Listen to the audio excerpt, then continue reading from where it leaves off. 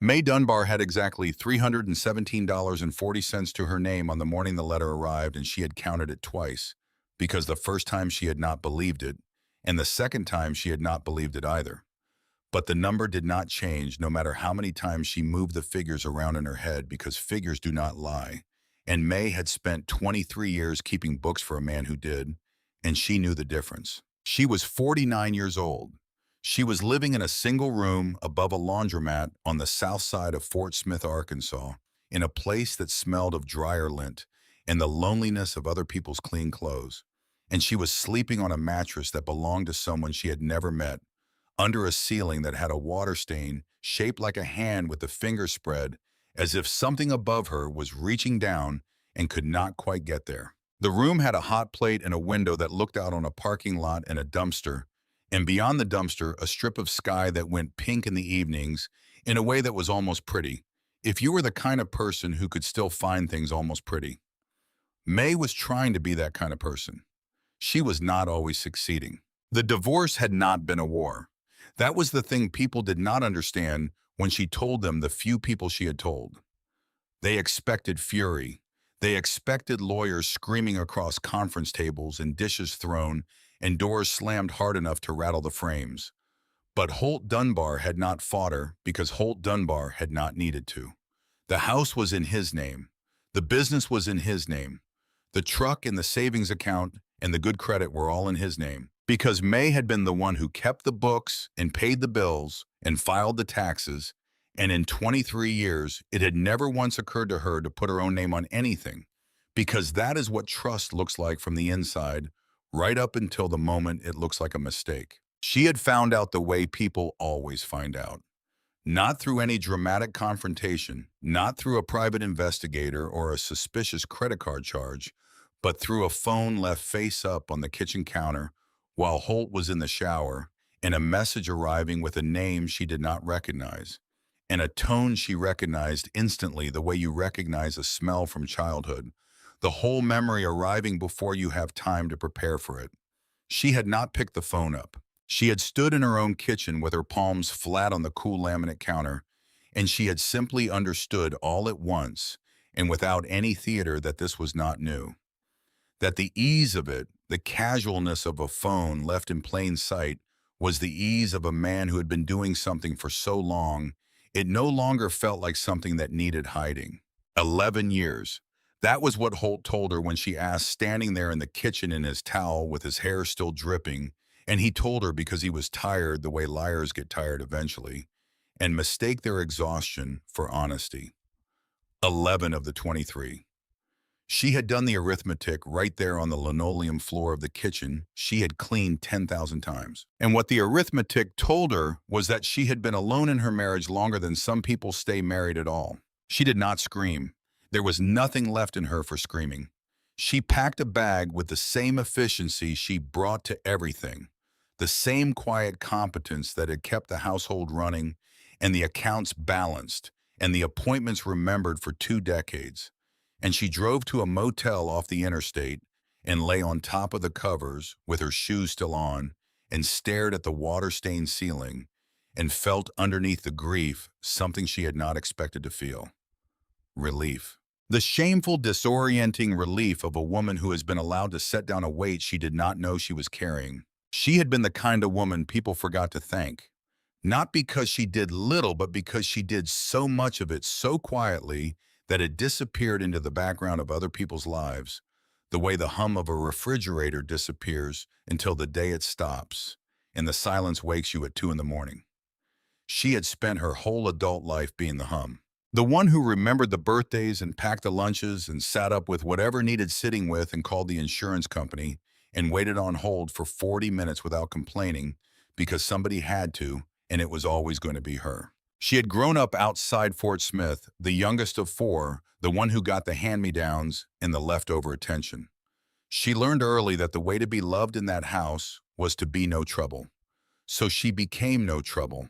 She learned to read a room the way other children learned to read books, scanning for the signs of an argument before it started going small, going quiet. It is a strange and lonely skill, the skill of taking up less space, and the world rewards it for a while, and then forgets you because of it. The lawyer, a tired woman with reading glasses on a beaded chain, had told her gently that she would walk away with very little. And she had. The car because it was old enough to be hers, free and clear. A box of kitchen things, her clothes, and $317 in an account she had opened years ago and half forgotten, built out of birthday checks and the loose change she had been dropping into a coffee can on the top shelf of the closet for reasons she could not now remember. $317, 40 cents. She had counted it twice. She had been in the room above the laundromat for 6 weeks when the letter came. It arrived on a Tuesday, thick and official from a law office in a town she had never heard of. Pell Hollow. She turned the envelope over twice before she opened it the way you handle something you suspect might be a bill you cannot pay. And when she finally pulled the pages out and read them in the gray morning light coming through the parking lot window, she sat down on the edge of the mattress and read them again. The letter informed her in the careful language of the law that she was the sole surviving heir of one Celia Wren, who had died on the 14th of February at the age of 99, and who had left to her great-niece, May, the entirety of her estate.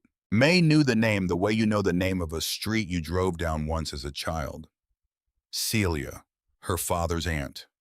A figure at the absolute edge of family memory mentioned rarely and always the same way, with a small shake of the head that carried everything you needed to know without anyone having to say it. Celia who never married. Celia who lived alone way back up in the hills. Celia who ran the telephone for some little nowhere place nobody had ever needed to go, and who never came to a Christmas or a wedding or a funeral in all the years anyone could remember, who sent a card sometimes in a slanted handwriting, and otherwise might as well have been a rumor the family had agreed to keep telling without bothering to check whether it was true. May had met her exactly once she believed when she was perhaps 6 years old. A tall, straight woman on a porch, older than anyone May had seen up close, who had looked at her for a long time with eyes that were still and very clear, and said something May could no longer recall, and then had not been spoken of in any meaningful way for more than 40 years. The family story told without particular malice, but without warmth either, was that Celia was cold. That she was selfish in the way of women who put their own peculiar choices above their obligations to the people around them.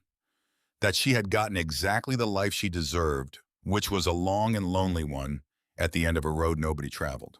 And now this cold and selfish woman had left May everything she had. There was a second page, a photocopy of a handwritten note, the paper gone soft at the folds, and the handwriting was that same slanted hand May half remembered from the occasional cards that had arrived over the years without explanation and without expectation of reply.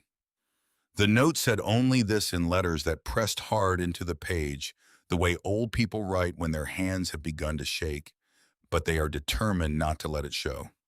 Give it to May. She is the one who will understand. And beneath that, a date from the previous autumn, a few months before the old woman died. May read it 4 times. She did not understand. That was the whole problem. She did not understand any of it. Not the inheritance, not the note, not why a woman she had met once on a porch when she was 6 years old and could barely remember would reach across 99 years in a lifetime of deliberate silence to put her whole life into the hands of a great niece who was by any reasonable measure a stranger. She is the one who will understand. But May did not understand. Not yet.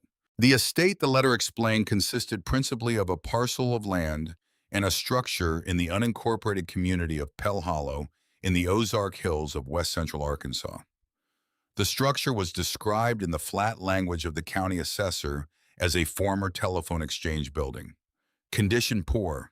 Assessed value of structure, $0. 0. May looked at that number for a long time. She was a woman who had spent 23 years keeping books, and she understood numbers the way other people understood weather, as something that told you the truth about conditions, whether you wanted to hear it or not. And she knew that a 0 was not always an ending. She had seen enough balance sheets to know that a 0 was sometimes just the place where someone with a deadline had stopped looking. She had been assigned a value of 0 herself, more or less by a man who kept his real accounting somewhere she had never been allowed to see. She had learned not to entirely trust the zeros that other people wrote down. She put the letter in her bag. She did not sleep that night. In the morning, she put everything she owned into the back of the car and drove south and west into the hills. The road left the interstate, and then it left the state highway, and then it left the pavement, entirely climbing into country, so folded and green and quiet that her phone lost its signal somewhere on the second ridge and did not find it again. The hills rose around her on every side, covered in oak and cedar and hickory, still pale with early spring. The creeks running clear over limestone, the color of old bone. She passed a church with a sign painted by hand, the letters careful and slightly uneven, the work of someone who had taken their time. She passed a cemetery where the stones leaned at angles that suggested decades of slow argument with the earth. She crossed a low concrete bridge over a creek the map had called Caney before the map became useless, and the sound of the water over the stones came through the open window, and she turned the radio off to hear it better. Then the road climbed one final time, and the trees thinned, and she came out into Pell Hollow. It was not a town. It was the memory of one, the shape of a community pressed into the landscape, and then slowly released over the years until only the outline remained. A general store with a hand-lettered closed sign that had the look of something permanent. A scatter of houses up the side hollows, wood smoke rising thin and straight from 2 or 3 chimneys, even in the mild April air. A volunteer fire shed with a single bay door standing open. A Baptist church with a gravel lot. Perhaps 150 people, she would learn later, spread out across miles of ridge and creek bottom, the ones who had stayed when everything else left, the ones who had decided that a place was worth staying in even after the world had finished with it. And at the center of it all, on a small rise where 2 gravel roads came together on the one piece of ground in the whole hollow that had a clear view in every direction, stood the telephone exchange. It was a small building, single-story, no more than 30 feet by 20, built of native stone up to the windowsills and gray clapboard above, with a steep tin roof gone the soft rust red of long exposure. A wooden sign above the door had lost most of its paint, but still held the ghost of letters. Calder Hollow Telephone Exchange. There was a porch running the length of the front, sagging at one end where a post had begun to give way. There were 6 tall windows, 4 panes cracked, the rest old and wavy, catching the afternoon light in the manner of glass that remembers when the world looked different. And from a creosote pole at the road's edge, a great fan of wire extended outward in every direction. The open telephone lines that had once carried the voices of the hollow to the single point. Most of them had come down in weather over the years, drooping into the brush along the road's edge, reclaimed by the vegetation they had once crossed above. But several lines still ran taut and straight from the building to the pole, and from the pole up toward the ridge, strung against the sky like the strings of an instrument no one had played in decades. May parked in the gravel and turned off the engine and sat in the ticking silence and looked at what she had been left. Her first honest thought, the kind of thought you are slightly ashamed of, was that the county assessor had been generous. The porch was failing visibly, the boards gray and soft with weather. The chimney had lost its cap somewhere, and a dark stain ran down the stonework below the opening. A section of the tin roof had been lifted by a storm and peeled back at one corner like the lid of a can someone had started to open and then abandoned, and rain had gotten in for who knew how many seasons. The brush along the foundation had grown tall and assertive, reclaiming inches of the stone wall year by year. By every measure that a person with a folder and a deadline would apply, it was a teardown, a liability, a line item in a county budget that had never been satisfactorily resolved. She got out of the car anyway. The gravel was loud under her shoes in the stillness. Somewhere down the nearest hollow, a dog barked twice, assessed the situation, and went quiet. The air smelled of wet stone and cedar, and the green mineral smell of creek water. And underneath those smells, something else, something she had no name for, but that her body seemed to recognize, the smell of old electrical work and creosote and decades of heated dust. The smell of a place that had once been alive with purpose and had been waiting since then for someone to notice. She climbed the 2 stone steps to the porch. The boards gave slightly under her weight but held. She put her hand on the door, which was not locked, and pushed it open. She forgot for a moment how to breathe. The entire front wall of the room was a piece of machinery, and it was the most beautiful machine she had ever seen. It rose nearly to the ceiling, a tall cabinet of dark oak, so old and oiled that the grain had gone almost black, and its face was a vast grid of small brass holes, hundreds of them arranged in precise horizontal rows that curved slightly at the edges, the way a horizon curves each hole, no larger than the tip of a finger. Each one surrounded by the faintest ring of wear, where 41 years of hands had reached toward it and reached again. In front of the holes ran a shelf of wood worn smooth and pale, and on the shelf in 2 long rows sat the cords. Each one a pair, each tipped with a small brass plug. The plugs polished bright by use in a way that no cleaning would have achieved, only the daily repetition of hands that knew what they were doing. Above each pair of holes was a small hinge key and a tiny lamp socket, the glass of some lamps intact, others long since gone dark. There were handwritten labels beside each hole, tiny careful labels in a slanted hand, and on each label a name, not a number, a name: Acox, Stills, Boatwright, Maberry, Pell, Wren, Frawley, Calvert. The whole hollow, the living and the dead, and the long since gone. Every family that had ever strung a line up a creek bed to a rented telephone. Every household that had ever needed to reach another in the night. All of them named and ordered, and waiting here on the face of this dark oak cabinet in a handwriting she was beginning to recognize. May walked into the room slowly, her feet raising small ghosts of dust from the wide pine boards. Dust lay over everything, soft and gray and undisturbed, a winter's worth, at least possibly several winters, lying in the way that dust lies in a room where nothing has moved. There was a small iron cot in the back corner with a wool blanket folded on it in a square, the fold precise and deliberate, the blanket placed with care. There was a pot-belly stove with a coffee pot on top of it, gone entirely to rust, and a shelf above holding a row of mismatched mugs, their handles pointing in no particular direction.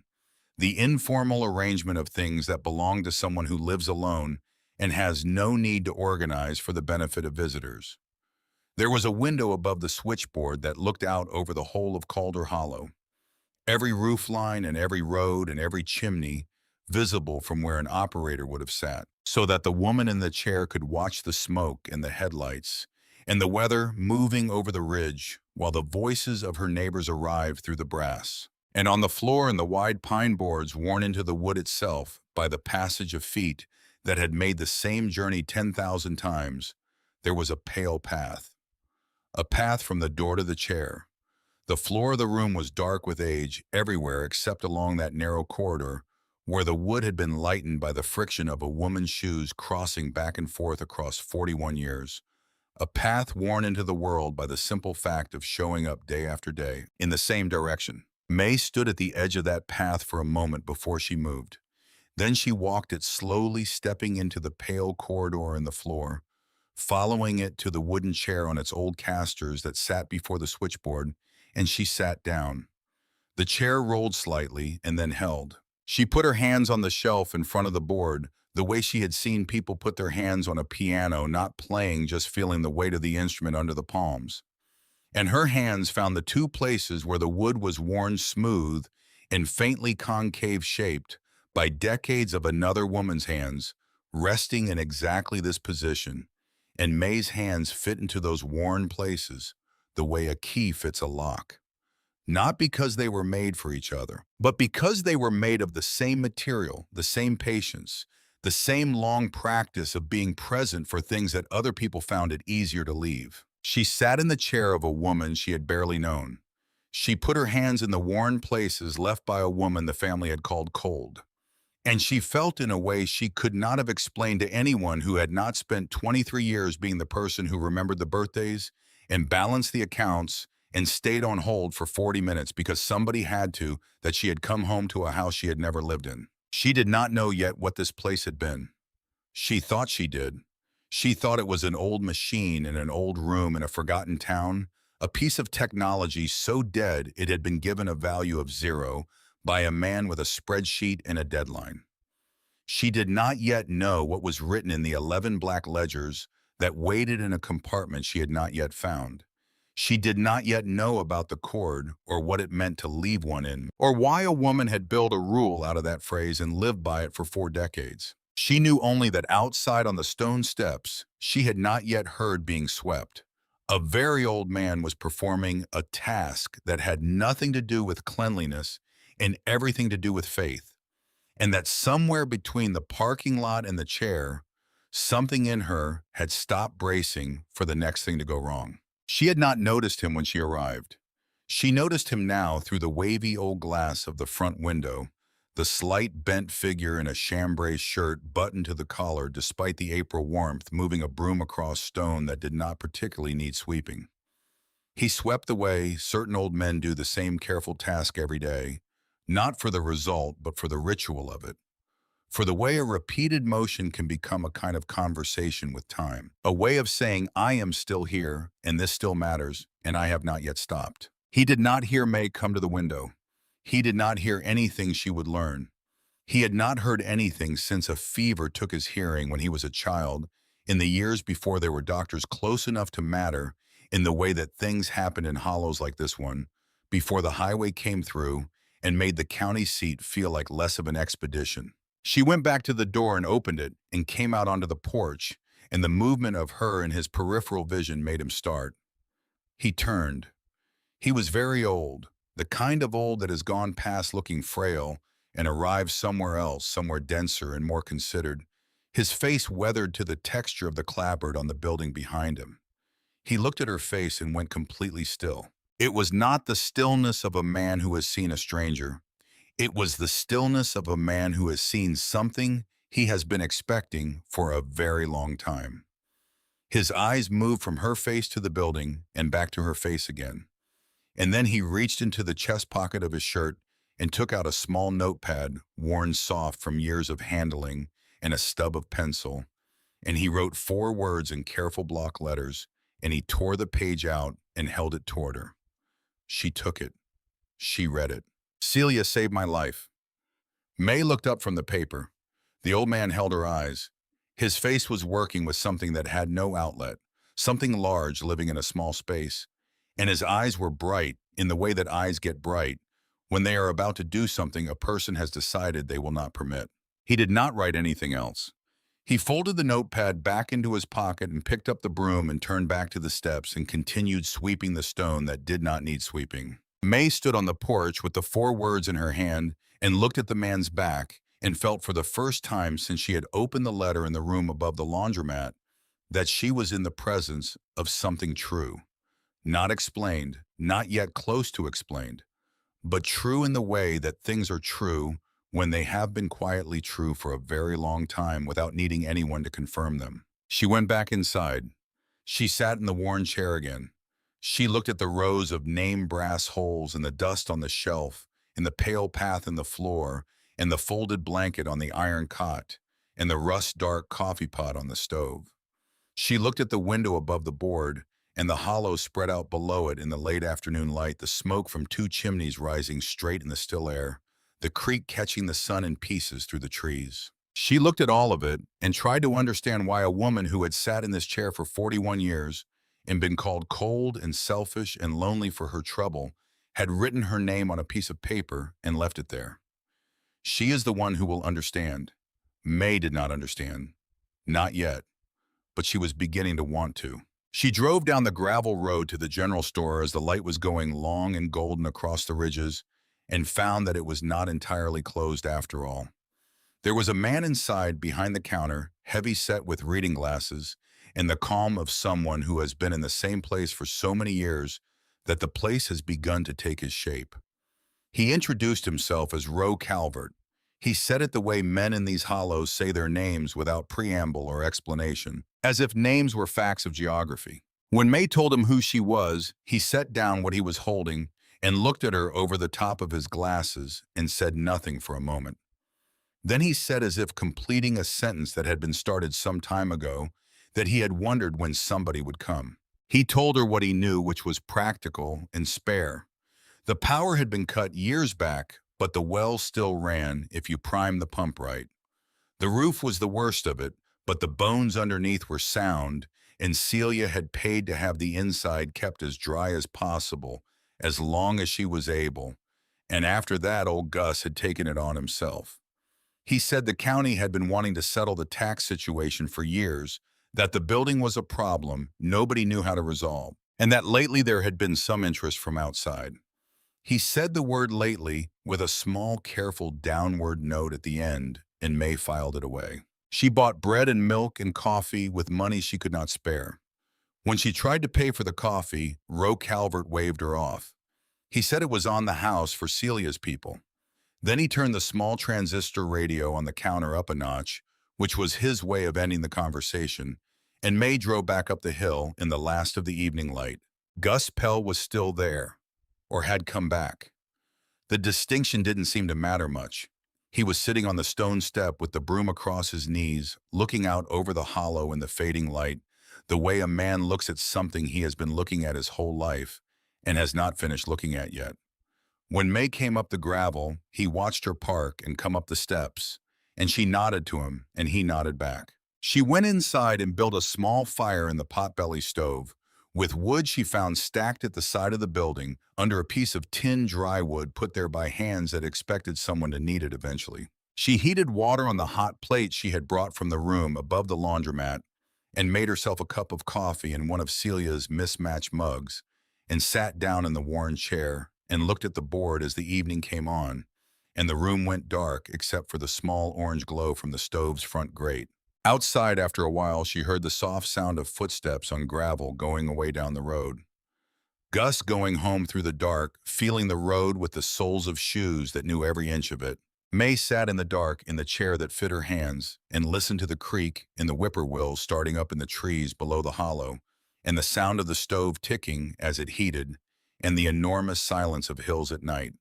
The kind of silence that is not actually silent at all, but full of small sounds that take the place of the noise a city makes, substituting one kind of aliveness for another. She had nowhere to be in the morning. She had nothing to return to. She had $317.40, and a car that ran, and a building worth nothing, and a name written in a slanting hand, and a note she did not yet understand, and 4 words on a torn piece of notepad paper that she had folded and put in her coat pocket. She had been left. That was the plain fact of it. She had been left by a husband, and left by a life, and left by 23 years of being useful without being seen. And now she had been left something else by someone she had barely known, who had believed across the whole distance of a family and a lifetime that she was the one who would understand. May did not know yet what she was supposed to understand, but she did not leave. She laid her sleeping bag out on the iron cot and pulled Celia's folded wool blanket over the top of it and lay in the dark with her hands folded on her chest and looked up at a ceiling she could not see and listened to the hollow settle around her. The dryers below her room in Fort Smith had sounded like a sea that never reached the shore. This was different. This was just the world going on in its own way without needing her to keep it running. She slept. It was the first real sleep she had found in 6 weeks, and it came quickly and it held. And when she woke in the gray pre-dawn to the sound of a bird she could not name calling from somewhere down the hollow, she lay still for a moment and took stock of where she was. A building worth $0. A room full of dust and a machine that had not worked in decades. An old man who swept steps that did not need sweeping and carried 4 words in his chest like something sacred. A woman dead at 99 who had believed against all available evidence that May Dunbar was the one who would understand. May got up. She put her feet on the pale pine floor. She looked at the switchboard in the early light, the hundreds of name brass holes, the 2 long rows of cords lying ready in their places, the tiny labels in the slanting hand. She put her hands on the shelf in the worn places. She did not understand yet, but she was here, and she was not leaving. The roof was the first thing, because the roof was always the first thing in a building that had been left to its own devices through too many seasons of rain. May understood this the way she understood most practical problems, not from experience, but from the kind of attention she had always paid to the world around her. The attention of someone who learned early that if she did not figure things out for herself, they would not get figured out. She drove down to the lumber yard in the county seat on her third morning in Calder Hollow with cash she could not spare and bought a roll of roofing felt and a box of galvanized nails and a sheet of tin cut to the size she had measured twice from the ground and once from the edge of the damaged section itself, standing on the porch railing with one hand on the clapboard and the other holding a tape measure and her heart going harder than she would have liked. She borrowed a ladder from Roe Calvert, who handed it over without asking questions, which was either courtesy or a form of faith she had not yet earned and could not quite account for. The first attempt was a lesson in what she did not know. The felt tore where she had not anticipated, pulling away from the nail line in the wind that came up the hollow every afternoon without fail, and the tin she had cut sat wrong against the old surface, riding up at one edge in a way that would funnel water directly into the room below rather than away from it. She came down the ladder in the early dark with raw hands and a frustration that is only available to people who have tried to do something right and done it wrong, and she sat on the stone step and looked at her palms and breathed. Gus Pell was there. He was always there in the evenings, arriving as the light went long, without May quite seeing him come, as if he materialized from the hollow itself when the temperature dropped a certain amount. He looked at her hands and then at the roof, and then he reached into his shirt pocket and took out the worn notepad and wrote 2 lines and handed it to her. Overlap more. Nail at the top, not the middle. She read it. She looked up at him. He was already looking back at the roof with the expression of a man who has watched buildings be repaired correctly and incorrectly over the course of a long life, and has strong feelings about which is which. She went up again the next morning. She overlapped more. She nailed at the top. The second attempt was better and still not right. The tin sitting closer, but still holding a low point, where water would pool in a heavy rain and eventually find its way through. She came down and went up again the same afternoon, adjusting the pitch, resetting the edges, using her weight and her hands to persuade the metal into a position that would shed water, the way water needed to be shed, which was away and downward and permanently. The third attempt held. She knew it when she finished the way Gus had said she would know it, which was that you feel it settle into rightness, the way a drawer feels when it finally seats properly in its groove. The rain that came that week, a slow 2-day soaking rain that moved in from the southwest and sat over the Ozarks without hurry, stayed outside. May lay in the dark on the iron cot and listened to it on the tin above her, and felt the fierce satisfaction of a woman who has stopped a leak with her own hands. She had spent her whole adult life being the person who called someone to fix things. She had not known until this hollow that she could be the one who fixed them. Her hands changed over those first weeks. The work roughened the palms and strengthened the grip, and she noticed this, the way she noticed other changes quietly and without drama. The way you notice that a season has shifted when the light through a familiar window falls differently than it did the week before.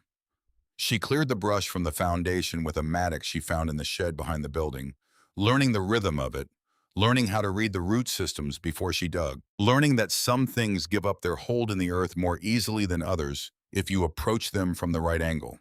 She reglazed the cracked window panes with glazing compound and a putty knife, watching videos on her phone during the brief windows when she could get a signal on the ridge, then climbing down and doing the work by feel and by the logic of it. Because glazing compound is not complicated if you take your time and do not rush the drying. Gus was there every evening. He never arrived at a fixed hour, but always arrived, and May had stopped being surprised by this and had begun to rely on it the way you rely on weather patterns in a place you have lived long enough to know.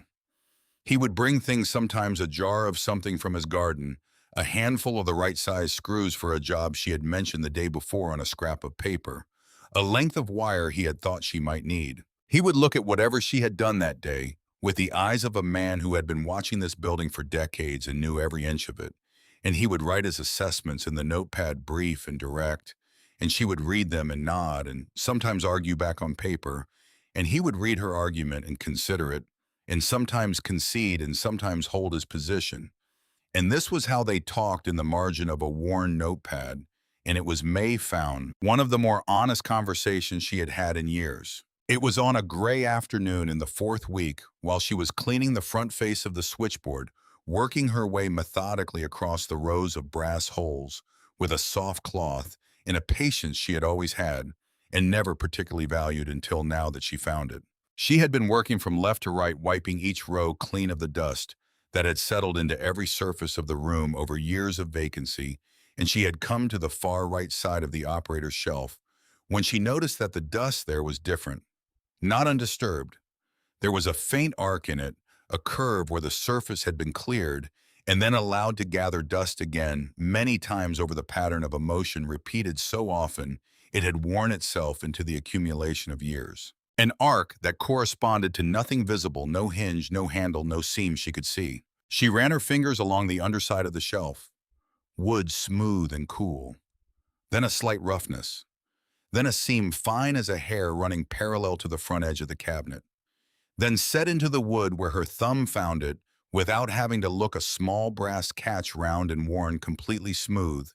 The smoothness not of neglect, but of use of a thumb, pressing this exact spot in exactly this way so many times that the metal had taken the shape of the pressure.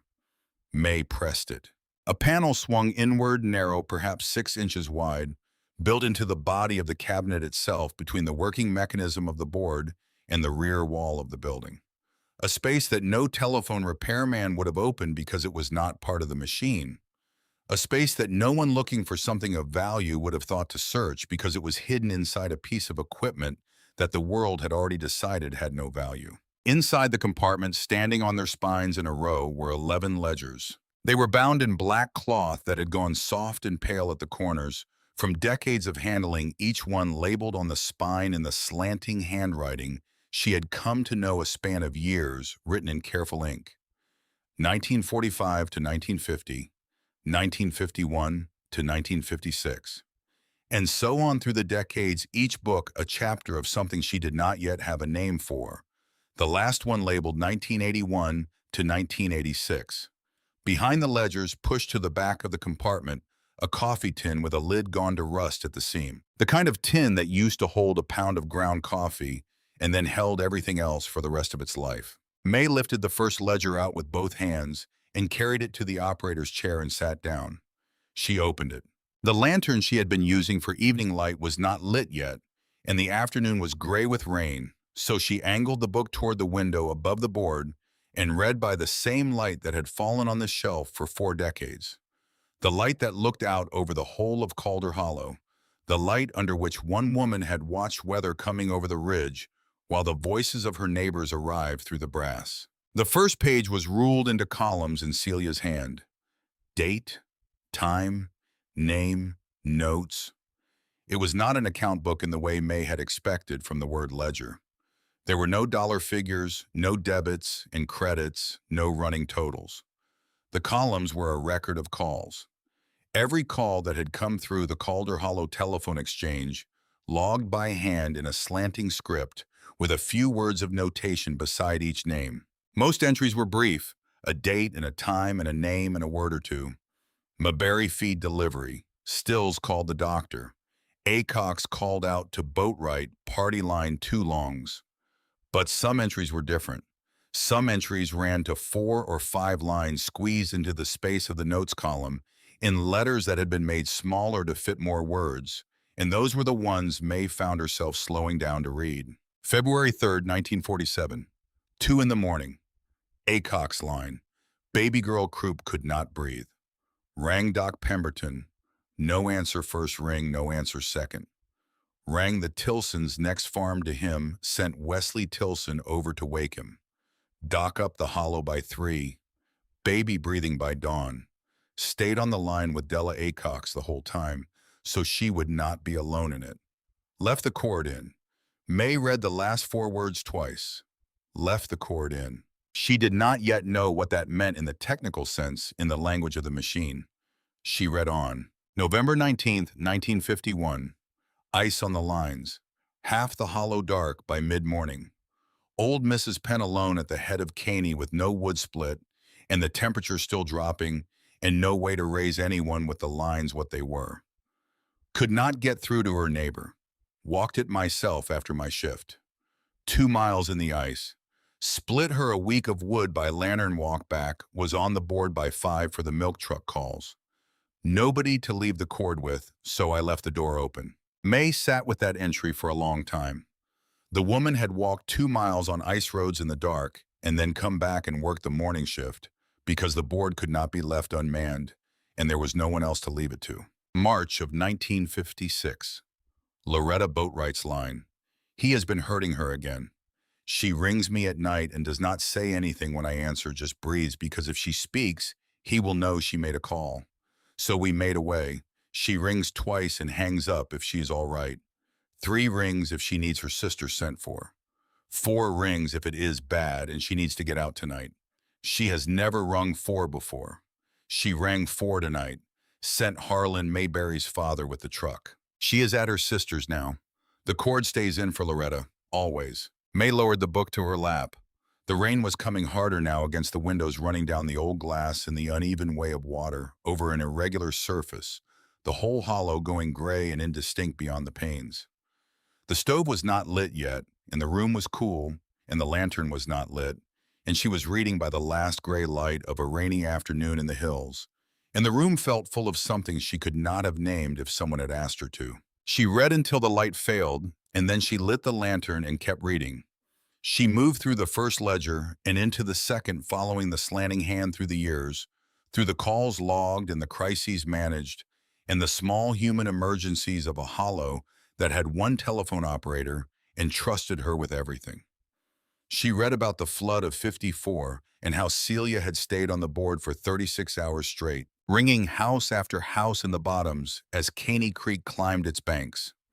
She read about the man who called pretending he needed the time so that he would have a reason to keep a voice on the line. The lonely widower who had been doing this for years, and how Celia had simply talked to him, learned the names of his grandchildren, asked about his cattle, stayed on the line past when she was supposed to, until he had said whatever he needed to say to get through another evening. She read the notation that appeared again and again at the bottom of these entries in the same slanting hand in letters that did not vary. Left the cord in. She was deep in the third ledger sometime past midnight when she found Gus. The entry was from the spring of 1958. It was longer than most, filling the notes column entirely, and continuing in the margin, the handwriting getting smaller as it went to make room for everything that needed saying. Gus Pell has been the one soul in this hollow I cannot reach. Deaf since the fever took him at 7. Every emergency comes by telephone and he cannot use a telephone, and I have thought about this for years without finding an answer that worked. Boatwright brothers ran a line up to his cabin last month. Instead of a bell on the end of it, I asked them to wire a lamp, a bright lamp on the wall above his table. When I ring his line, the lamp flashes. We worked out a code, simple enough to be foolproof in the dark and the cold and the fear. Slow, steady flashing means, come down, you are needed. Fast, urgent flashing means danger, get to high ground, get out. He came down the first time I tested it with his face, like a man who has been handed something he stopped believing he would ever have. I do not think I will write what his face looked like. Some things are not mine to record, but I will say that for the first time in his life, the whole hollow can reach him, and he can reach back. When the roads are bad and I need someone to carry a message up a far hollow in the night, I flash his lamp and he comes down, and I write the message on a piece of paper and he carries it. He is my hands when my hands cannot leave the board. I am his ears when ears are what is needed. Neither one of us is the whole of what is needed, but together we are enough. May put the book down on the shelf and sat in the lantern light and looked at the window. The hollow was entirely dark now, beyond the glass, no light anywhere.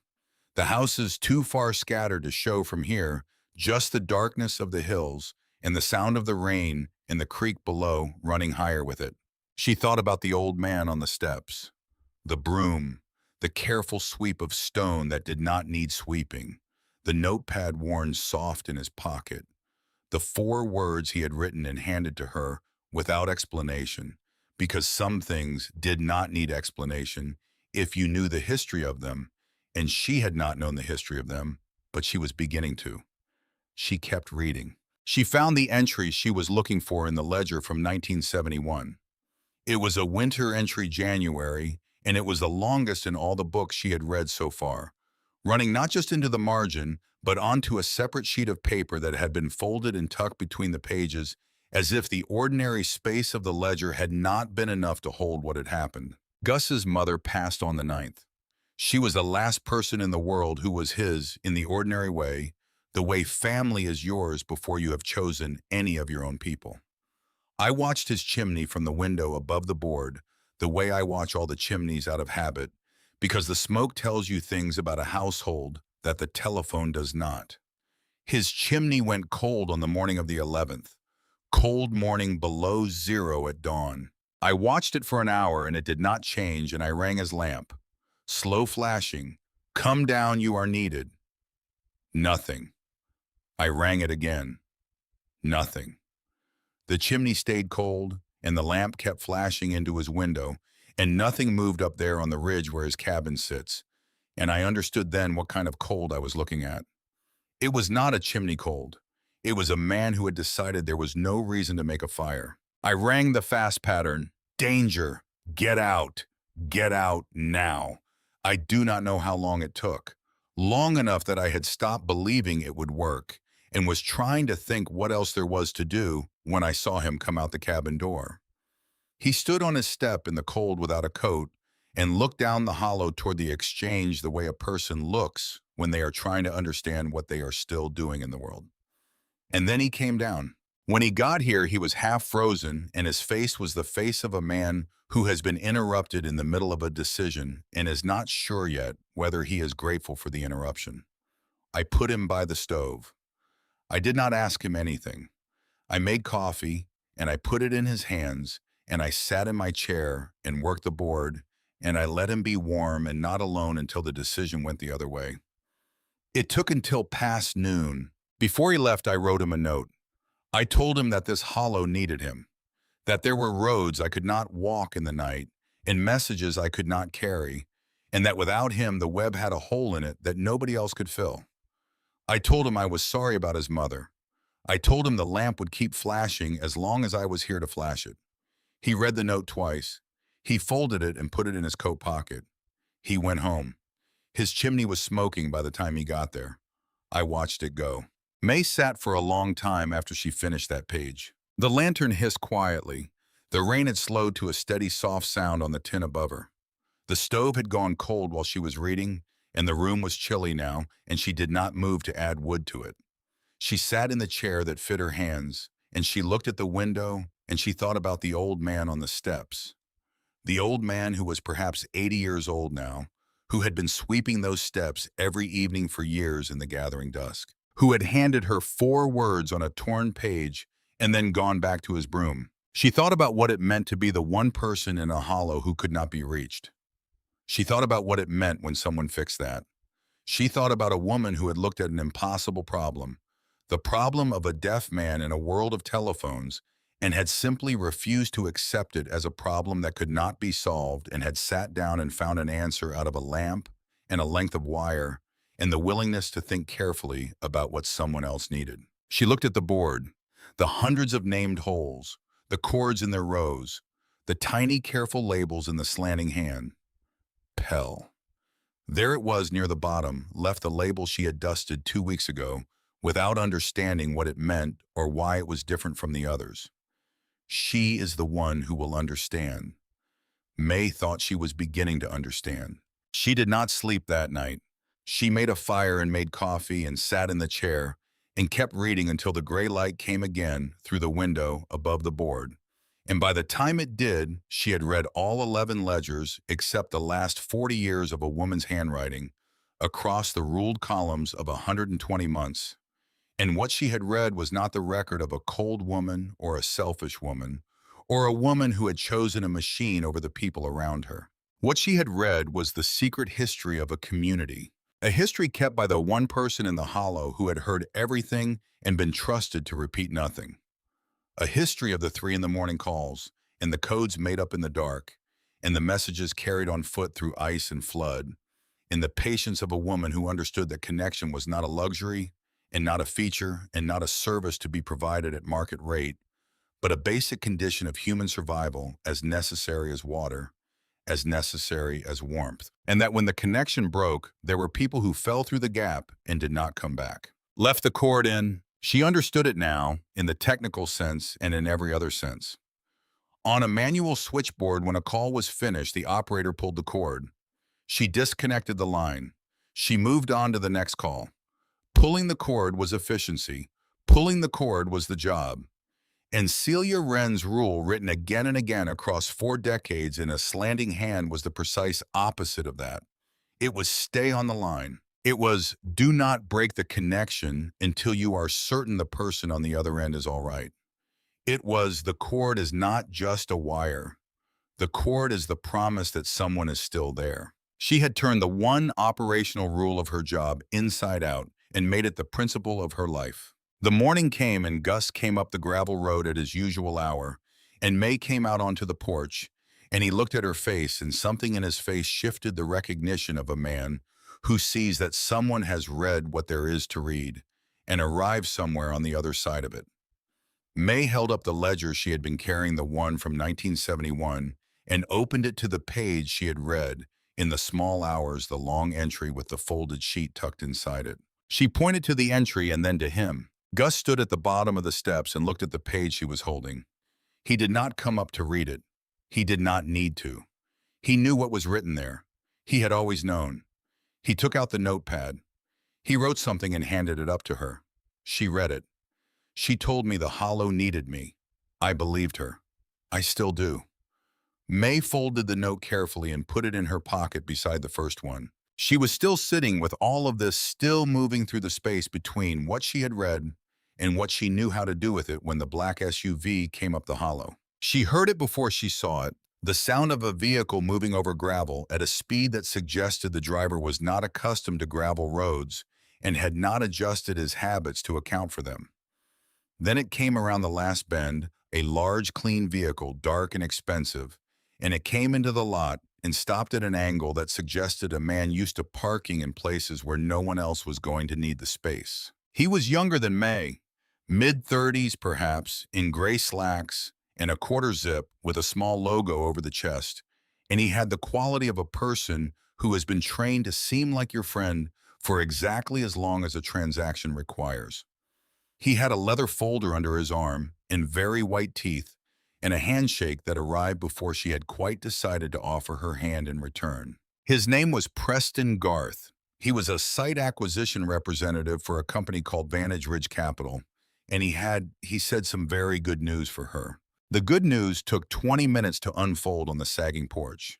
The short version was this. May was sitting on the most strategically valuable piece of land in 3 counties, and she did not know it. Not the building, Preston said with a small dismissive gesture toward the stone and clapboard behind her, a gesture that contained his entire assessment of what the building was worth. The land, the rise. The single point in the whole hollow with a clear line of sight to every ridge in every direction. Vantage Ridge Capital needed that geometry. They were building a regional broadband network, federal money behind it, bringing connectivity to underserved rural communities, and this hilltop was by happy geographic accident the perfect relay point. He opened the folder and slid a single page across the porch railing toward her. $48,000. May looked at the number.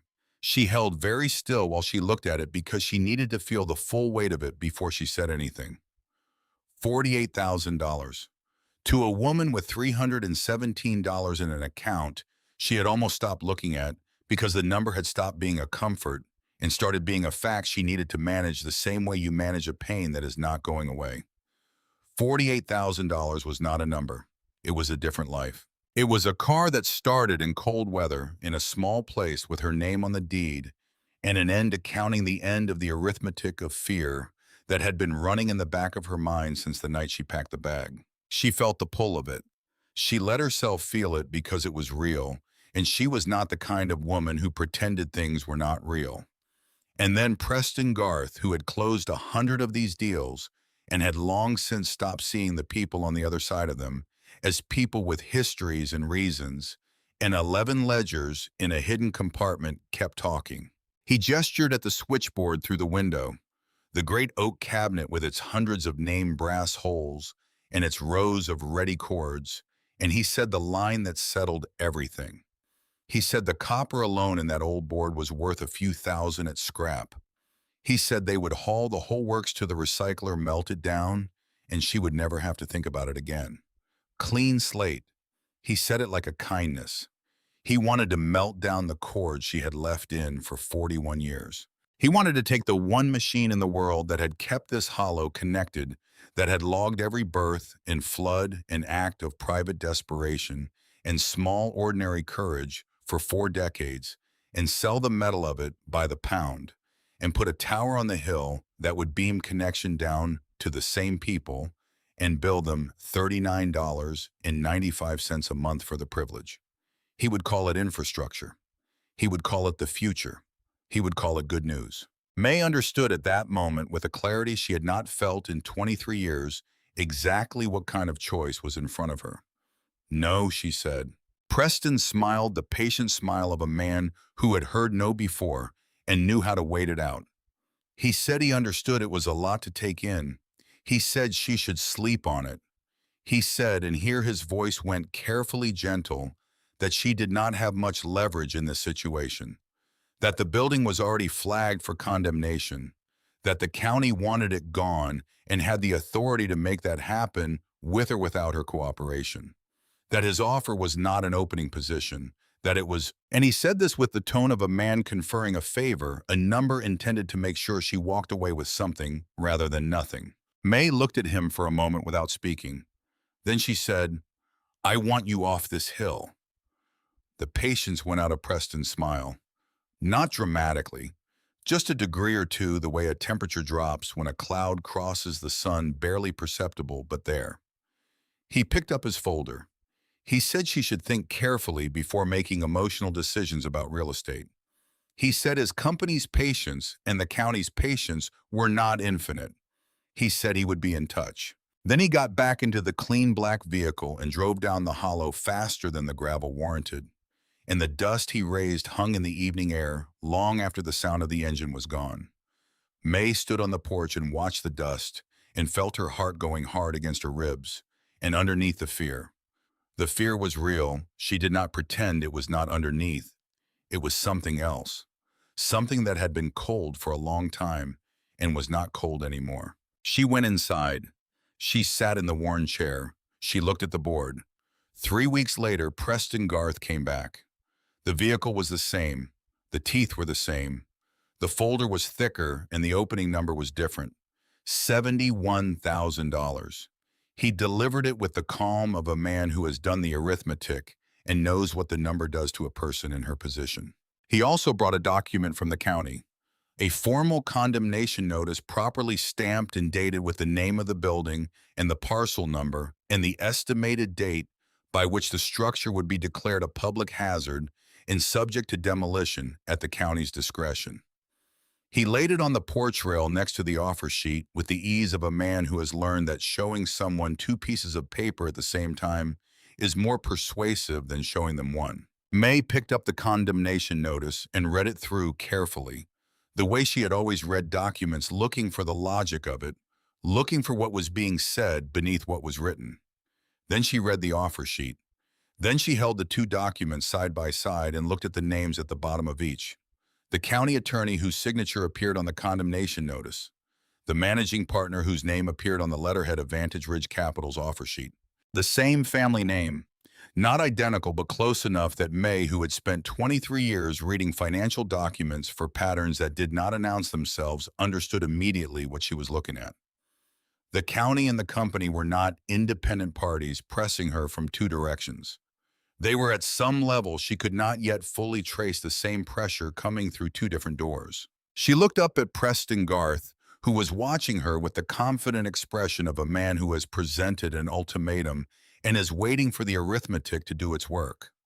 She said, "I need to look at some paperwork. I'll be in touch." Preston said he hoped she would not wait too long. He said the county's timeline was not flexible. He got back in the vehicle and drove away with the confidence of a man who believes he has already won. May went inside. She did not sit down. She stood at the operator's shelf with both documents in her hand and looked at the switchboard and thought, $71,000. She wrote the number on a piece of paper and set it on the shelf and looked at it. Then she wrote beneath it 317. Then she looked at both numbers for a long time. She thought about what $71,000 meant in practical terms. A car that started in any weather. A small apartment with her name on the lease. A checking account that did not require counting before every purchase. An end to the arithmetic of fear. She could feel the shape of that life. It was not an abstraction. It was specific and it was real, and it was the kind of thing that a woman in her position would have been a fool to walk away from by any reasonable calculation. She picked up the pen that was sitting in the tin cup on the shelf. She held it for a moment. Then she set it down again, not because she had decided not to sign, but because she had not yet looked at everything there was to look at, and she had learned from 23 years of keeping books that the most important line in a document is almost always the one that people do not slow down for. She opened the last ledger, the one from 1981 to 1986. She had been putting it off without knowing she was putting it off, saving it the way you save a thing you suspect is the last of something. The entries got shorter toward the end as the board got quieter, as more of the hollow got converted to direct dial over those final years, and fewer calls came through the manual exchange. The last entries were brief and practical, the record of a system winding down. And then the entries stopped and the rest of the page was blank, and at the bottom of the page written in Celia's hand but larger than usual, in letters that pressed hard into the paper, the way her letters pressed when she meant something beyond what the words said. Left the cord in, for whoever comes next. May stared at that line. Then she carefully lifted the last page and held it to the lantern light. There were 2 pages. They had been glued together along one edge carefully, the join nearly invisible unless you were looking for it, and through the paper held to the light, she could see the faint shadow of print. Not handwriting, a printed document, official, dense with the language of legal instruments. May set the kettle on the hot plate to heat. She waited until the steam rose steady from the spout. She held the joined pages above the steam, gently moving them slowly through the warmth, and she felt the edge begin to give the old glue softening after decades of waiting for exactly this kind of careful attention.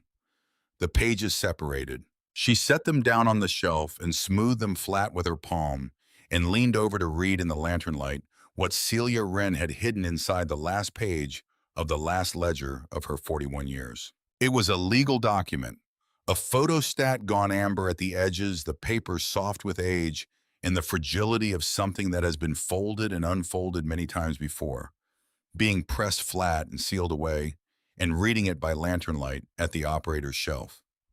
May Dunbar understood within the first paragraph that she was holding something that changed the shape of everything she thought she knew about her situation. The document was a conservation and historic preservation easement executed in the spring of 1989, 3 years after the board had gone dark, and the telephone company had handed Celia a certificate and a wristwatch and told her the future had arrived. It had been granted to and accepted by the Ozark Heritage Conservancy, a nonprofit organization with an address in the county seat, and it was recorded in the deed records of the county courthouse, and it ran with the land itself, binding on the parcel and on every future owner of it in perpetuity without expiration, without the possibility of unilateral revocation by any private party. May read it once through quickly.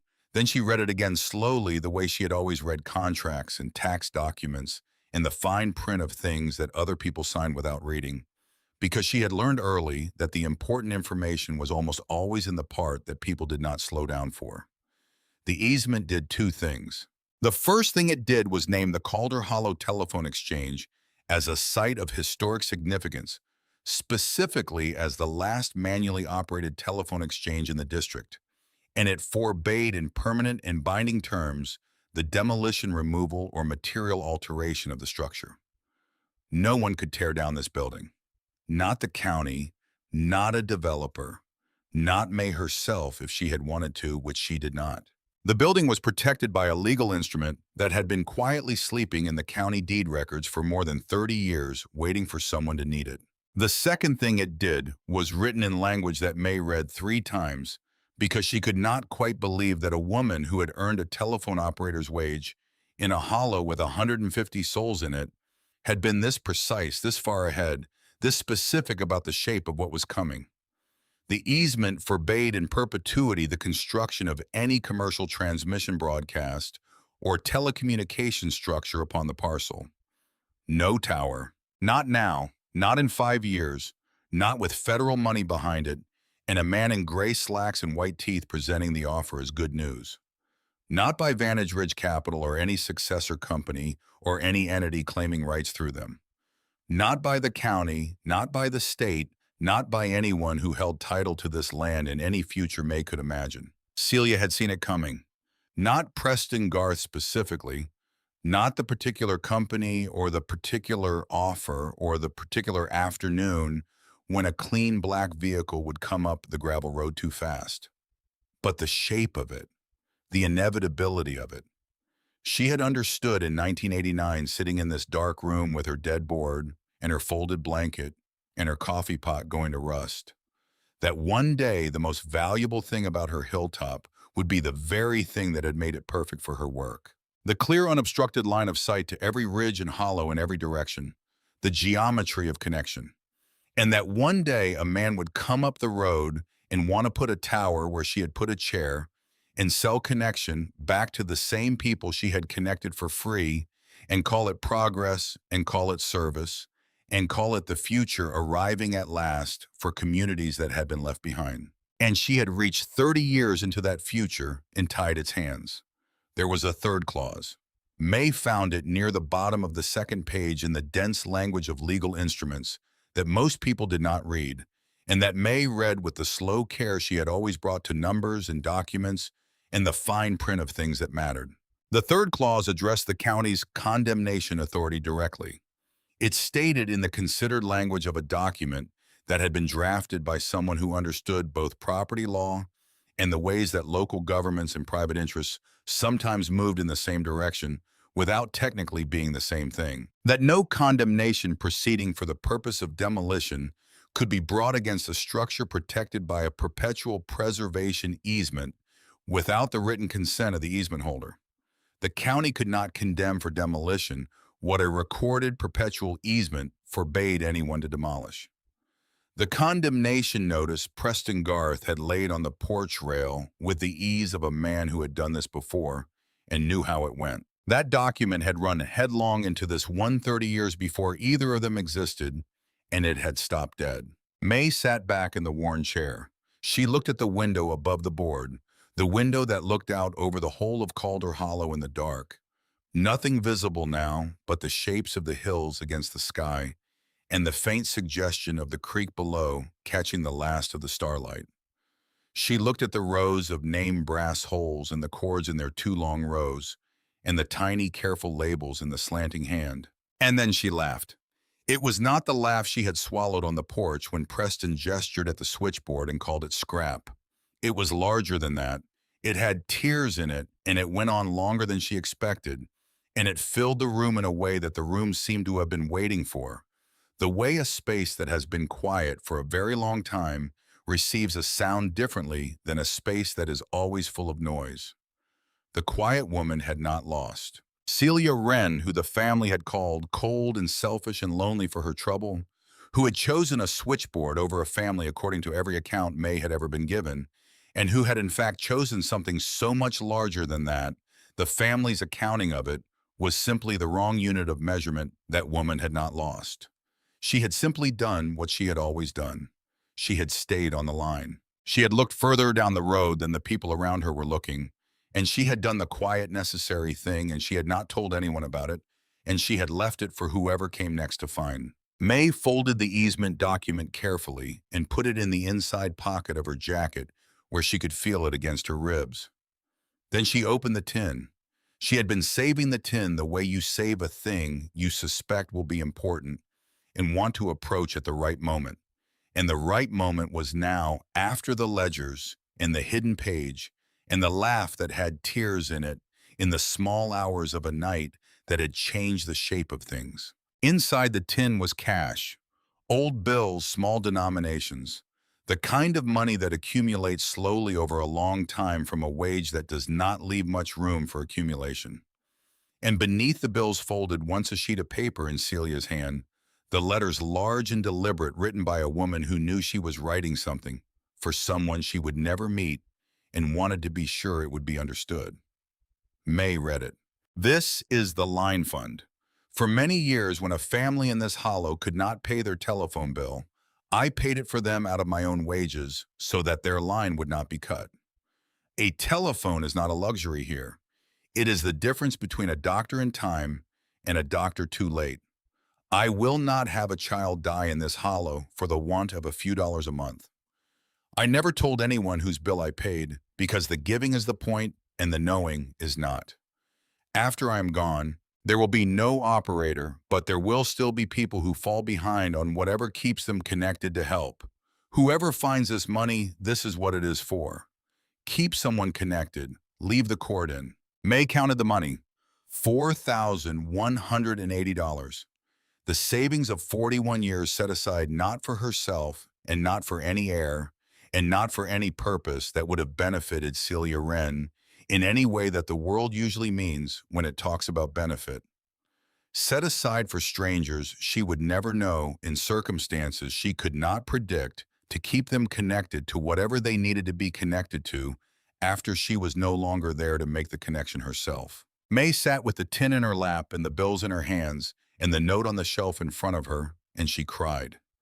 It was the first time she had cried since the night she packed the bag and drove to the motel and lay on top of the covers with her shoes on, and it was not the same crying. That crying had been the crying of someone losing something. This was different. This was the crying you do when something you thought was gone turns out to have been there the whole time, waiting further back in the dark than you had thought to look. She cried for Celia, who the family had thrown away, and who had spent 4 decades proving them exactly wrong in the quietest possible way. She cried for Gus Pell, who had come down a frozen hill because his hands remembered a signal before his grief could stop them, and who had been sweeping those steps ever since because the person who gave his life back to him had told him someone would come. She cried for the man at the bus stop in the rain 23 years ago, whose name she had never learned, who she had stood beside until the rain let up, and who had gotten on the bus and gone home. She cried a little for herself, for the woman who had spent 23 years leaving the cord in, for a man who had been pulling it on her every single night quietly in a parallel room she had never been allowed to enter. And somewhere in the middle of the crying, the grief turned over, the way grief sometimes does in the small hours, and became something else. Became the thing that lives on the other side of grief when you have cried all the way through it instead of going around. She knew what she was going to do. She had known, she thought, since the moment she sat in the chair and put her hands in the worn places. She had just needed the ledgers and the tin and the easement and the laugh with the tears in it to know that she knew. She was going to stay. She got up from the chair. She went to the stove and stoked it and put the kettle back on. She stood at the window above the board and looked out at the dark hollow, the shapes of the ridges against the sky, the creek invisible but audible below.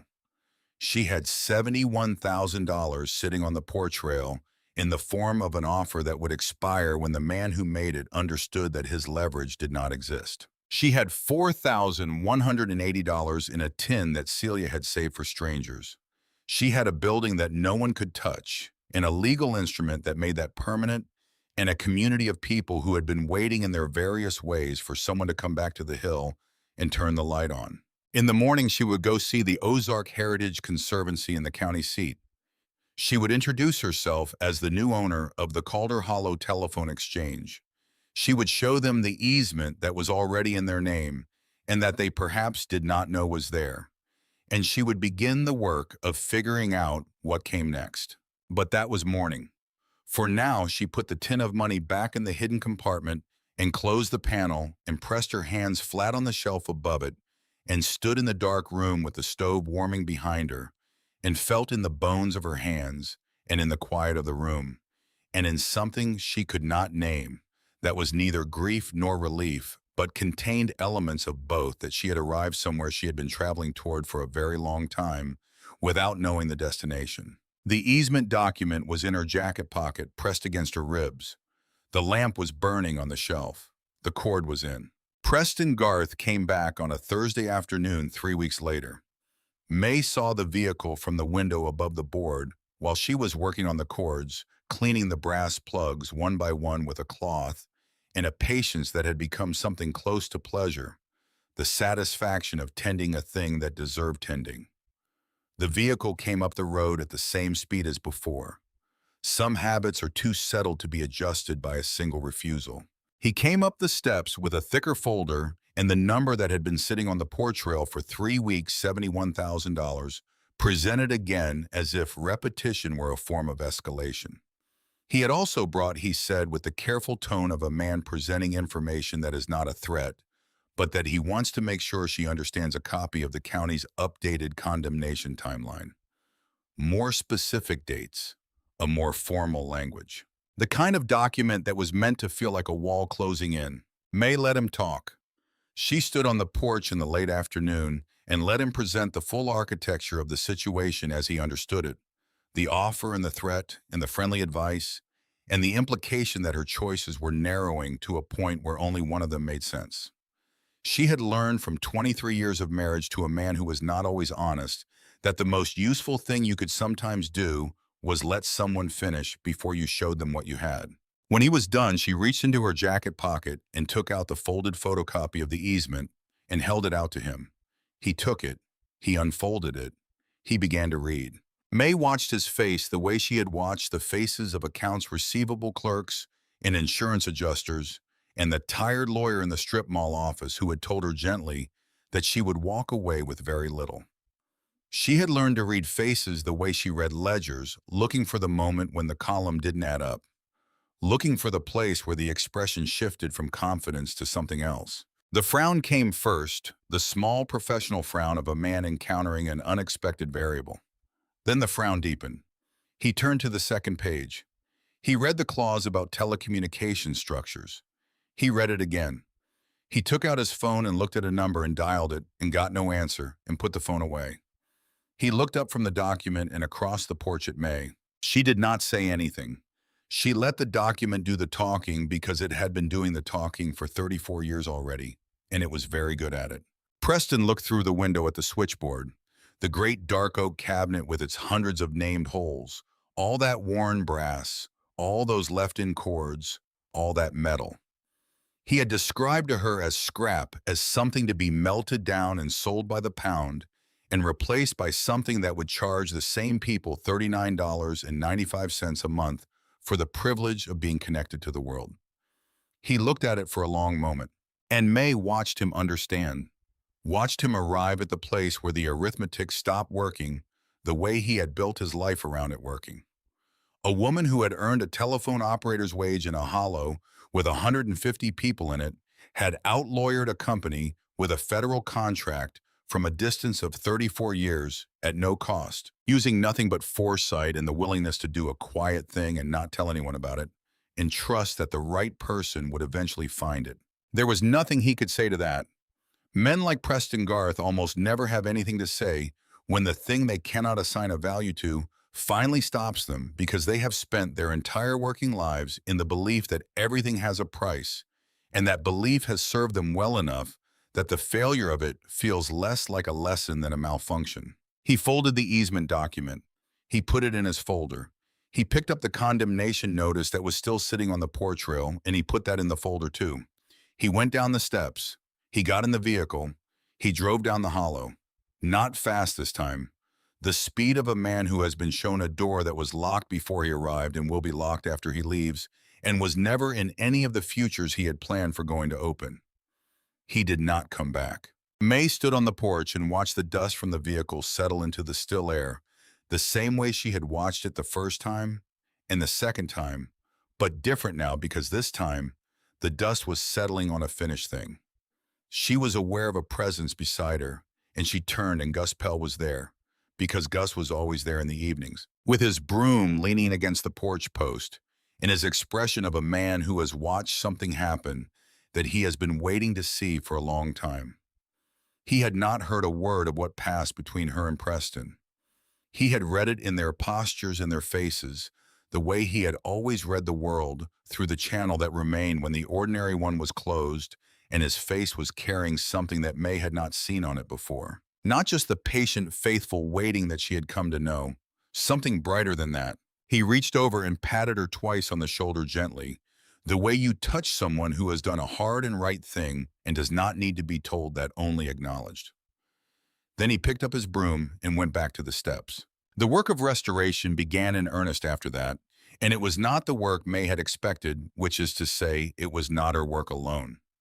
The word moved through Calder Hollow the way everything moved through Calder Hollow, slowly and then suddenly, by the conversations at Roe Calvert's store and by the simple fact that in a small place, people notice when something changes, and what had changed was that the light was on again up at the old exchange and someone was staying.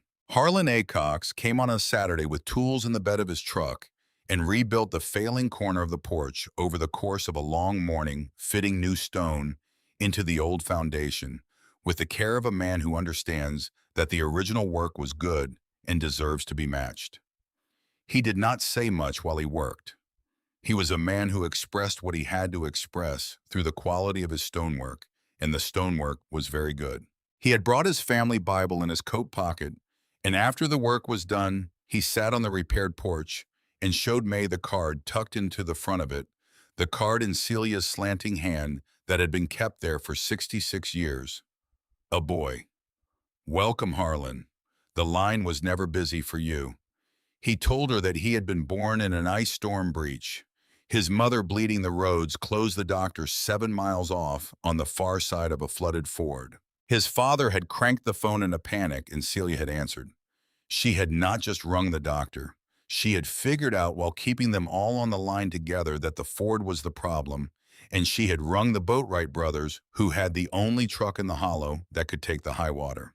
She had stayed on the line, all parties connected, coordinating them in the dark, until the doctor was across the ford and up the hollow, and Harlan A. Cox was born alive. He had been 66 years old, and he had kept this card in the front of his Bible for all of them, because Celia had a name for him before his own mother did.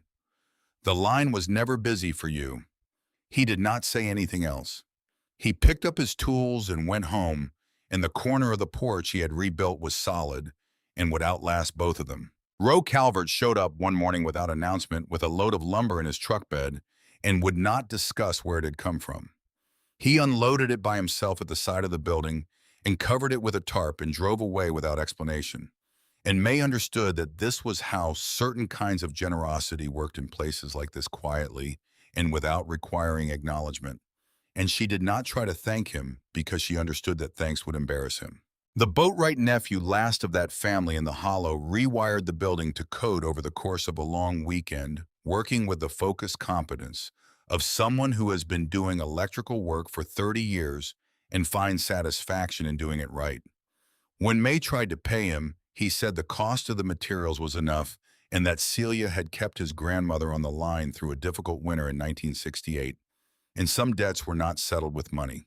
Loretta Boatwright came with irises wrapped in a damp cloth and a newspaper, the bulbs dug from her own garden, and she planted them along the stone foundation on a gray afternoon while May held the trowel and watched. When the last bulb was in the ground, Loretta sat back on her heels and looked at the foundation and said that these were Celia's flower, the only growing thing the old woman had ever expressed a preference for, and that they would come up purple and white against the gray stone in the spring and would keep coming up after both of them were gone, which was more than you could say for most things. Then she told May about the rings. 2 for all right, 3 for help, 4 for come now. She told her how Celia had invented that code with her one night across the wire, a private language for a woman who could not speak her own danger out loud, and how Celia had kept the cord in year after year without ever telling a soul. You have to understand, Loretta said, in those days there was no number you called. There was no shelter. There was no word for what was happening to me. There was only Celia on the other end of the wire in the middle of the night deciding that a woman's life was worth more than the rule that said, pull the cord and move on. She saved me with a telephone and a code we made up in the dark. The family called her cold. Loretta shook her head slowly. They never sat on the other end of that wire at 3 in the morning. I did. Dory Stills came twice a week in the evenings and sat with May at the switchboard. Dory had worked the board as Celia's relief operator for several years in the 70s, and her hands still remembered the motions, the way hands remember things that have been repeated past the point of conscious effort. She showed May how the lamps lit when a line came alive, how you took the front cord and plugged it into the calling line, the back cord into the called line, how you threw the ringing key to send the signal, how you listened for the answer and then withdrew to the edge of the call present but not intruding.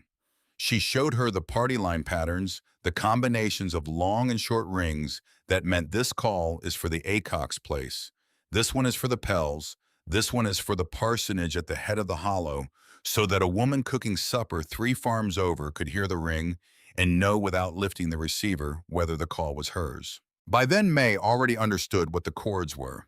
She had read it in 11 ledgers. She had felt it in her own hands on the shelf.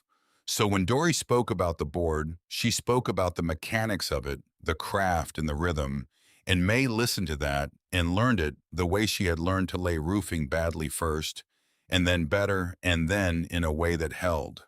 The 2 women cleaned the board together over those weeks, brass hole by brass hole, name by name, working from the top of the cabinet down through all the rows, dusting decades from the labels, and polishing the worn plugs until the whole face of it caught the light in the evenings and threw it back in small, bright points like the windows of a city seen from a distance. May did not try to make the board work. The lines were dead, and the world had moved past the technology, and you could not bring back a vanished thing by wanting it hard enough. But she could tend it.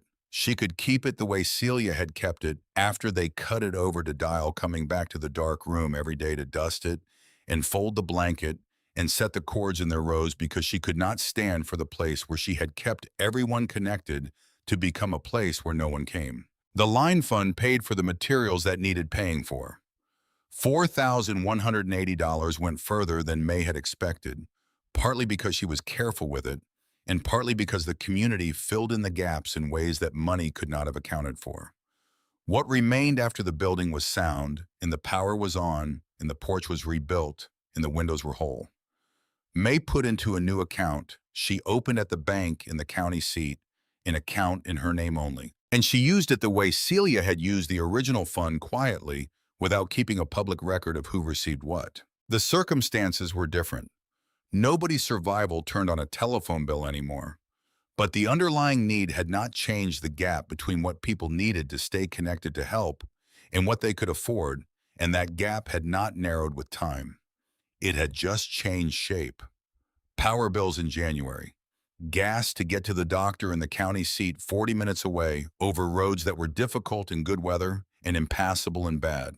A child who needed shoes before school started, and a parent who could not say so because asking for help in a small place carries a cost that money alone cannot measure. May kept the records the way Celia had kept them. No names beside the amounts.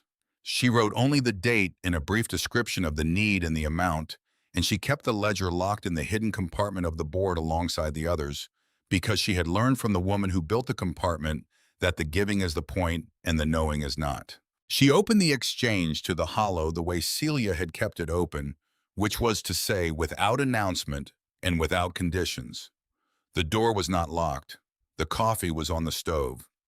Any soul who came up the gravel road could come in and sit and be for an hour not alone. The lonely came and the old came, and they came to talk sometimes and sometimes to sit in a warm room and hear another person's breathing, and that was enough.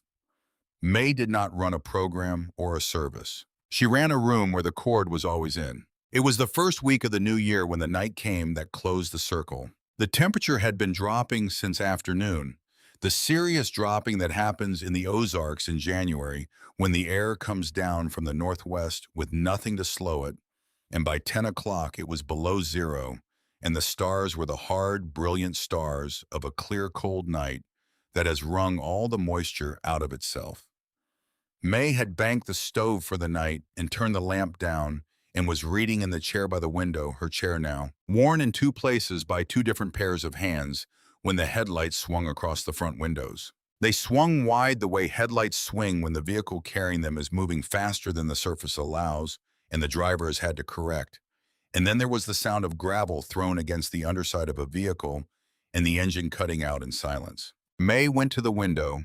A truck had stopped in the lot at the wrong angle, the way vehicles stop when they have arrived somewhere without quite intending to. The door opened and a young man got out. He was perhaps 22, perhaps younger, in a jacket too light for the cold, his head bare in the 0-degree air. He stood by the truck and looked at the building, and he had a stillness to him. A stillness that May recognized not from the outside but from the inside. The way you recognize it when you have lived inside it. She had been that still once. In a motel room off the interstate with her shoes still on, staring at a water-stained ceiling, while the arithmetic of her life arranged itself into a number she did not know what to do with. The stillness of a person who is driven to the edge of a decision and is not sure yet which side of it they are on. She went to the door and opened it. He was standing at the bottom of the stone steps looking up, and when the door opened and the light fell out across the steps, he did not move. He looked like a man who has come a long way and arrived somewhere he did not plan to arrive and is not sure what to do now that he is here. May said the coffee was hot. She said the stove was warm. She said he was welcome to either or both. Then she turned and went back inside and left the door standing open behind her, because a door held open is a cord left in, and you do not stand in the doorway watching to see if it will be accepted. You trust the cord. You go back to your chair and you let the person on the other end of the line decide. She sat in the chair by the window and looked out at the dark hollow, and after a while she heard his boots on the stone steps and then on the pine floor, and she did not turn around. She heard him pour coffee from the pot on the stove, and she heard the chair by the stove move, and then she heard him sit down. For a long time, neither of them said anything. The stove ticked against the cold. The 0-degree air pressed at the windows with the serious intent of cold that means what it says. Somewhere far down the hollow, a dog made a brief remark and thought better of it. The creek was running low and quiet under the ice that had formed along its edges, and the sound of it was the sound that water makes when it has accepted the constraints of the season without stopping being water. May did not ask him anything. She had learned from 11 ledgers and from her own life that the worst thing you can do for a person in a certain kind of dark is require them to explain themselves before they are ready to put the burden of articulation on someone who has come to the end of their ability to carry things. You leave the cord in. You stay present. You do not pull. He talked eventually. It came in pieces the way things come when they have been held together by effort for a long time, and the effort has finally run out. A job lost in November that he had not told anyone about because telling would have meant admitting the failure of it, the particular failure of being 22 and already feeling like you had used up your allowance of chances.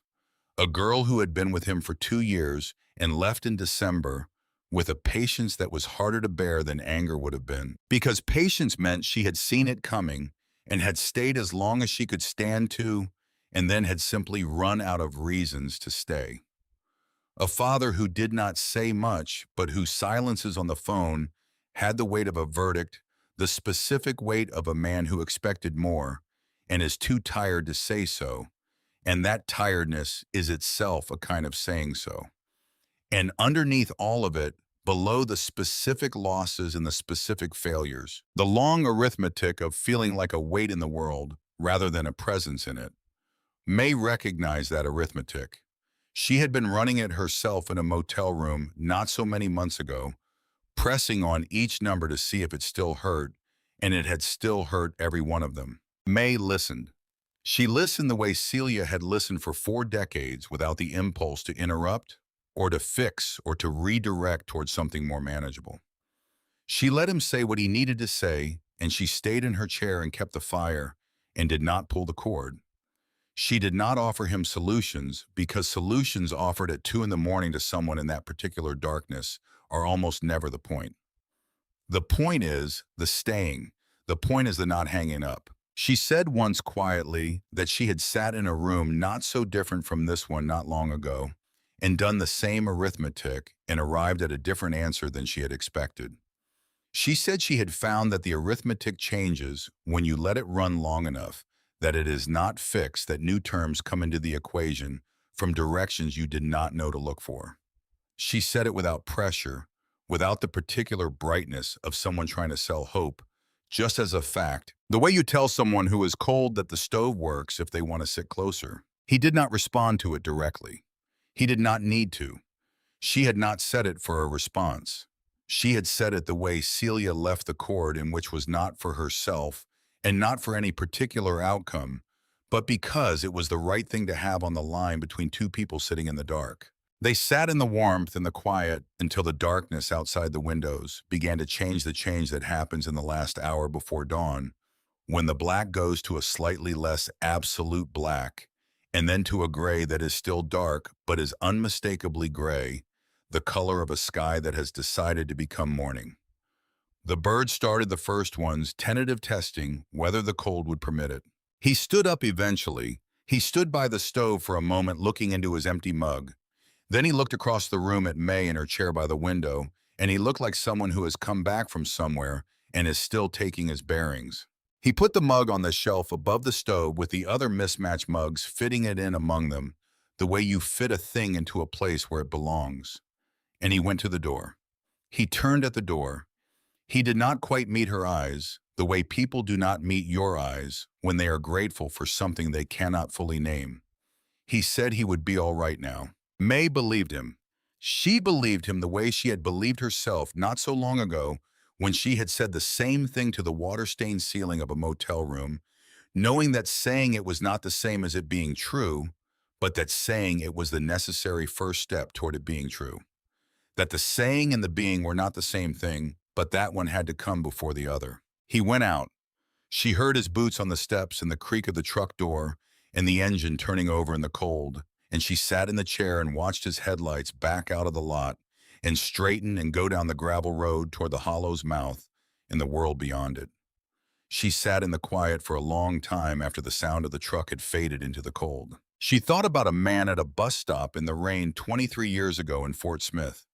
She had been coming home from the grocery store, and it had started to rain before she reached the bus stop, and she had stepped under the shelter and found a man there who was looking at the street in the way that suggested he was not seeing it. She had not said anything dramatic. She had stood beside him in the ordinary way of two people sharing shelter from rain. And after a while, she had said something small, something about the weather, and he had looked at her, and something in his face had shifted, some small reorientation toward the world. And they had stood there together while the rain went from heavy to light to finished. And when the next bus came, he had looked at it for a moment, and then looked at her and said he thought he would go home after all, and he had gotten on the bus. And she had walked the rest of the way home in the damp with her grocery bag getting wet, and had not thought much about it until now. She had never known his name. She had thought about him sometimes over the years the way you think about things that happen at the edge of your life that you did not fully understand at the time. She understood it differently now. She had been an operator her whole life without a board. She had been leaving the cord in for strangers since long before she knew there was a name for it, or a chair for it, or a woman in the Ozark Hills who had spent 41 years doing the same thing, and had somehow across the whole distance of a family and a lifetime and a piece of paper pressed hard in a slanting hand recognized her. May got up from the chair. She moved to the operator's shelf and took down the last of Celia's 11 ledgers, the one that ran from 1981 to 1986, and she opened it to the last page, the page that had been hiding another page inside it for 34 years. She looked at Celia's final entry, the words large and deliberate in the lamplight. Left the cord in, for whoever comes next. Below those words was empty space, the space of a page that had expected to be completed and had been left open for that purpose. May took the new ledger from the shelf beside the board, the black cloth one she had bought at the dollar store, and had been writing in since the autumn, and she set it beside the old one on the shelf. She took a pen from the tin cup. She looked at the board, the hundreds of named holes in the dark oak, the chords in their two long rows, the tiny careful labels in the slanting hand. Acox, Stills, Boatwright, Pell, Calvert, Wren, all the names of the hollow, the living, and the long gone. Every family that had ever needed to reach another in the night and had found when they reached that, there was someone there. She put the pen to the empty space below Celia's last entry. She wrote the date, she wrote her name, and then she wrote in the same deliberate letters she had been learning without knowing she was learning them through the long study of 11 books. In a slanting hand and 41 years of a woman's testimony, compressed into columns of ruled pages. The words that had been waiting for her since a woman 99 years old had pressed a pen to paper in the autumn of her final year and written 4 words that explained everything and nothing. Picked up the line again today. It was never really hung up. She signed it. She set the pen down. She took both ledgers, Celia's last and her own, and she carried them to the hidden compartment in the body of the board, and she placed them inside together side by side, the old spine touching the new spine, 2 halves of a record that was not finished and would not be finished for as long as there was someone willing to sit in the chair. She pressed the panel closed until she heard the brass catch click, the same sound it had made for 40 years under another woman's thumb in the dark. At the end of a call that was over but not over in the moment before the cord went back in. She stood at the board for a moment with her hands on the shelf in the worn places. The room around her was the same room it had always been, stone and old pine and dark oak and worn brass, and the smell of the stove and the creak coming through the window she had cracked an inch to let the morning air in. The same room where a woman had sat in a chair for 41 years and decided 10,000 nights in a row that the rule which said, pull the cord and move on, was a rule worth breaking. Because on the other end of every wire was a person who needed more than anything to know that someone was still there. Outside in the first gray light, Gus Pell was sweeping the stone steps, the broom moving in its slow, careful arc across stone that did not need sweeping. The way a man tends a thing, not because it requires tending, but because the tending is itself the point. A daily act of faith in something that deserves to be kept. May went to the door and opened it and stepped out onto the porch into the cold morning air. The hollow was coming visible below her as the light grew, the roof lines and the road and the frozen creek and the ridge beyond, everything emerging from the dark the way it emerged every morning, as if the world were continually deciding to continue. Gus looked up from his sweeping and saw her and lifted 2 fingers from the broom handle in the small grave salute of a man acknowledging another morning arrived at. May raised her hand in return. They stood like that for a moment, the old man with his broom and the woman in the doorway on the hill that overlooked the whole of Calder Hollow in the early light.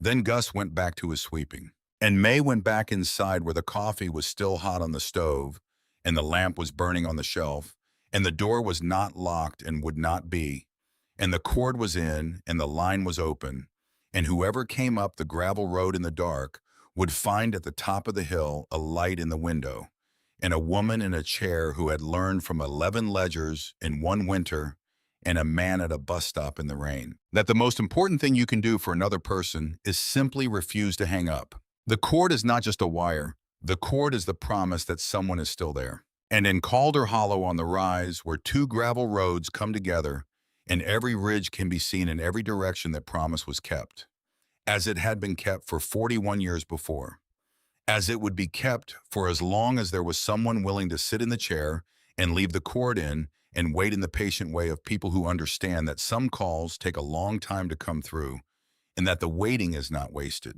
and that the line being open is itself a kind of answer to a question that has not yet been asked.